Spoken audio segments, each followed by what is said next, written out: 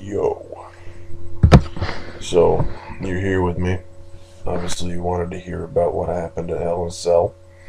I just so happened to have online streamed it for the past almost 3 hours, clicking advertisements here and there away. I'd be damned if I was going to pay for this. There's no way. After, having a pay-per-view just 2 weeks ago, charging $44.95 and expecting people to shell it out for this. You're out of your mind. I have one major grievance with this pay-per-view, and that is that the ending wasn't any better than the ending that we got at Night of Champions. There's, if you want to stir up drama, there's a good way to do it, and there's a bad way to do it. And tonight, I think they took the easy way out, and they did it the bad way. This is my opinion. You don't have to believe that it's solid fact. You can see the pay-per-view replay for yourself. If you saw the pay-per-view, I'm pretty sure that you'll agree with me that the ending was pretty bullshitty. Although it was clever that they locked John Cena out of the cage, I don't understand the whole rationale of, that having Cena win the belt 2 weeks ago for the prestigious 10th time or whatever the hell it is, breaking records and all that, and then you're just going to have him drop it at a filler pay-per-view 2 weeks later. It makes no sense. It shows that the belt is just a prop and they don't have any respect for it. Again, that's my opinion. But after watching the WWE for 24 years or so, I think I have a good grasp on the way that they used to treat the belt with respect, the way that guys used to have a title run for, a year and a half or 6 months even. Now, to have a title run for 2 weeks is ridiculous. Are we trying to compete for the shortest runs in history? I don't understand what the point is.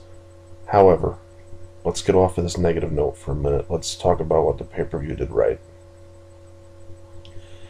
I think, personally, that the pay-per-view started off in a good way.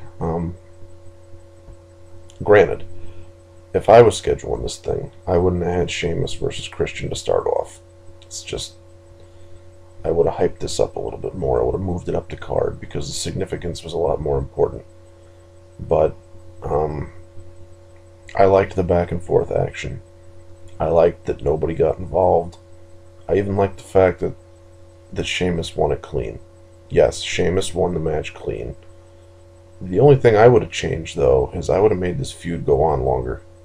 It seems like if you want to build a main event character, you really have to give him the rub the right way. Christian was a main event character for many months. And for Sheamus just to go over him like this, it just seems like it's manufactured. Like they're just feeding it to us. Like there's no real reward for Sheamus working real hard to get over him. I think that Christian should have cheated somehow and won, but that's just me. If you have an opinion, get your ass on the other end of a camera and share it with me, because I'd be glad to listen to it.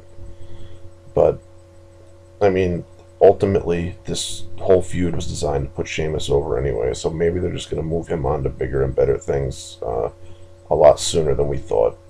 Maybe they're going to find somebody else for him to feud with. After winning clean over Christian, I don't see any more reason for them to rub elbows anymore. It's just, it'd be doing it to death. I don't want to see this turn into another situation where he's fighting the same guy like he did with Orton for 3-4 months. It's just ridiculous. So, kudos to WWE on following through with the Sheamus push, but you could have done a lot more to this. With regards to the Sin Cara versus Sin Cara match, it was decent at points, but they really didn't have it together tonight, I don't think. While I was still entertained, while there were still really good spots, you could just tell that either they needed more rehearsal time, or just something wasn't right about it. Even the crowd was starting to chant, like, this sucks, and boo, and this is a bad match, and that kind of, it just had that feel to it. It felt like they were concentrating more on the spots than they were the actual storytelling in the ring at times, and it affected the product for me. Granted, I'll give it a thumbs up, just one though. It doesn't get two thumbs up because it felt like a lazy match to me. They were doing some high good spots, but overall, which Sin Cara was which, we still didn't figure that out. We didn't figure out, if this is going to continue or not. They didn't really give us anything with this. It was just a filler match and a filler pay-per-view, and it didn't feel like a big climactic finish. It didn't feel like, they were in there for 15 minutes to 20 minutes really giving it their all. It was over kind of quickly for my taste, but whatever.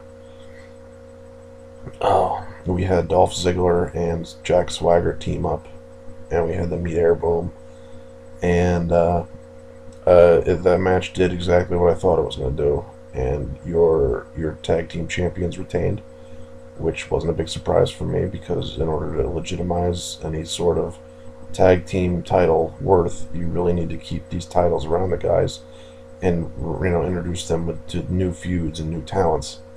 So good job doing that. But the way that the match was going, it really looked like they wanted Swagger and Ziggler to take the titles. They finally had a match where people used heel tactics in a wrestling match. And you hadn't seen that in a while, because nobody really got the fucking hint that, like, bad guys should do bad guy things when they're on a team. Kudos to Vicky Guerrero for getting involved. Kudos for Swagger and Ziggler really, helping to put Air Boom over. Let's see what the hell happened next. I don't even remember. They had the Mark Henry Orton match after this, which I thought was really confusing, because that should have been like the second to last match, if you ask me, but it wasn't.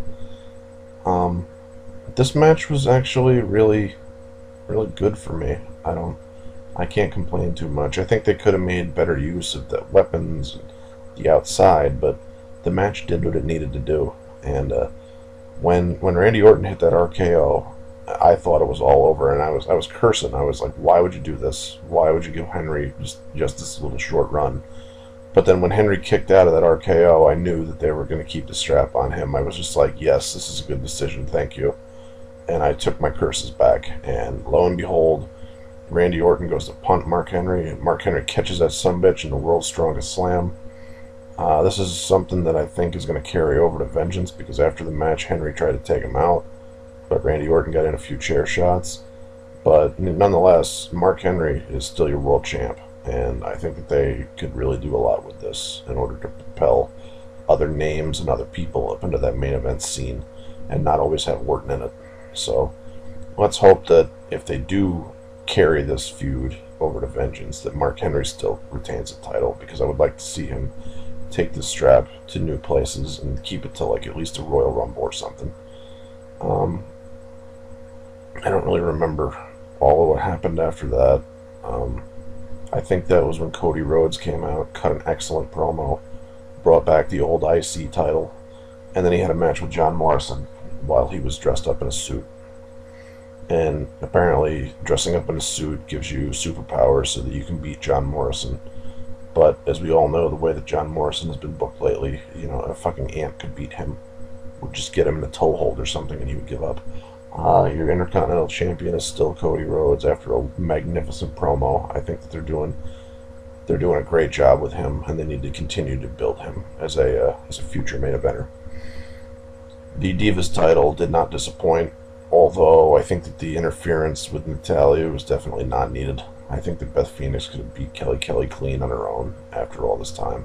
It would have spoken more volumes to me as a fan.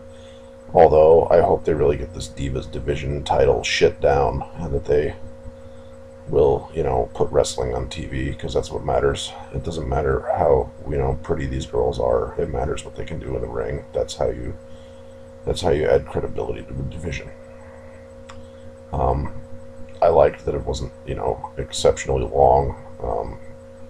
Sometimes when the Divas matches get too long, it just really shows that how fake that it is, and this was a good way to make Beth Phoenix look, strong, and this was a good way to make Kelly Kelly not look like a complete joke.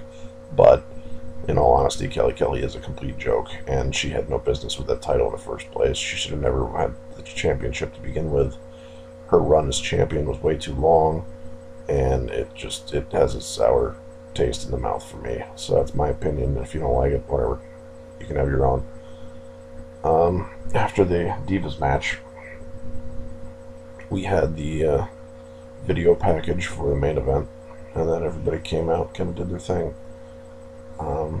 Del Rio was in control for most of this match, and I thought that meant that he was going to be the one to get pinned. There were a bunch of different weird spots in this match, and I think that just because it was a triple threat match, that they were trying to take on way too much, and as a main event, it really failed for me. It did not deliver any kind of like big shocking thing that was going to happen. Granted, Del Rio won, and I didn't think that was going to happen at all. I thought that Cena was going to like rip the fucking cage door off after he got locked out of it and just come back in and be Super Cena.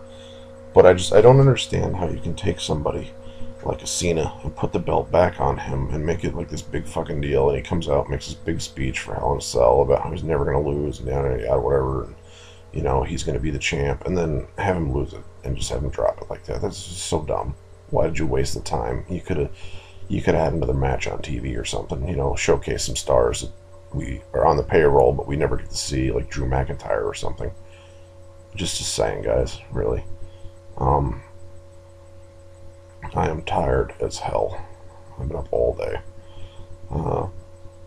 When Miz and R-Truth came to the ring after the match and started their little beatdown, I thought it would have been cool to just, let them go, take everybody out in the ring, and then end the segment like that. But of course, the police had to get involved and cuff them, and then Triple H had to try to beat them up while they were in cuffs, and then he punched out John Laurinaitis, and then it really lost its effectiveness. I think if you would have cut out after Miz and Truth were punching camera guys and stuff, that it would have had a much better impact. It would have felt a lot more meaningful. But even that, I think that was a really shitty ending too. Like, why even bother? If anything, this match should have ended with either like a John Cena heel turn or something really monumental, or like Johnny H should have come out and punched Triple H or something, not the other way around. Like, I really think that some of the superstars from the back that have been in meetings with Laurinaitis, like the Otunga and the Swagger and the Ziggler and the Cody Rhodes should have come out, to assist Awesome Truth as they were about to get arrested or something. Like, make it make sense. You're putting puzzle pieces together in such a half-assed way that it's just making it confusing to the fans. And that's, again, my opinion. So, maybe you liked what you saw tonight, but the main event really kind of killed the mood for me. Like, I was pretty stoked, to be honest, when the whole thing started. For a filler pay-per-view, they did a pretty good job with what they were given, but all in all, it was a filler pay-per-view, and to give this any higher than a C, or even a C plus at the most, would be outright ridiculous. They didn't do anything spectacular. They did what they needed to do in order to, justify the fact that it was on television, but they didn't go above and beyond. Nothing spectacular happened. There weren't any Mick Foley type spots where you get thrown off of the Hell in a Cell and went through some announce tables. There was no blood. This was their chance to really cater to their adult fans, because this is Hell in a Cell. It's the most brutal match, and nobody bled. Really. I mean, not that I need to see blood, but you get to a point where everything starts to be so PG that you get sick of it. And I guess I'm just at that point where fuck the headbands, fuck the t-shirts, and I don't give a shit who's selling merchandise or not. I just want to see a new main event scene, and I want to see wrestling action happen in the ring, and I'm tired of the drama, and I don't want Raw to start off with a fucking promo. I really want somebody to come beating ass tomorrow, and to bring it. If you could start with a match, that'd be great. Like I said, C plus, that's my idea. If you have a different opinion, share it, and, again, thanks for coming on down to the man cave in my mom's basement. You know where to find me next time. Please subscribe or comment or do whatever, and have yourself a good night.